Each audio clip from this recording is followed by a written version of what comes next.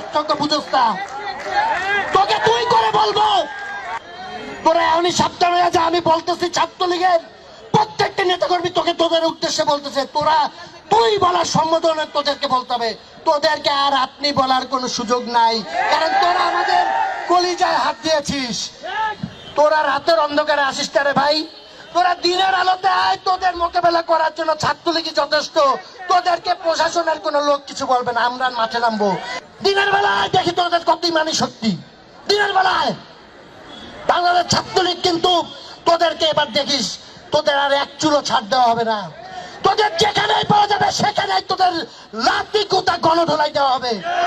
আজকে ছাত্রলীগের নেতা কর্মীদের উদ্দেশ্যে আবারও বলবো, প্রত্যেকটা পাড়ায় মহল্লায় আপনারা প্রতিদিন বিভিন্ন জায়গায় আপনারা খোঁজ খবর রাখবেন।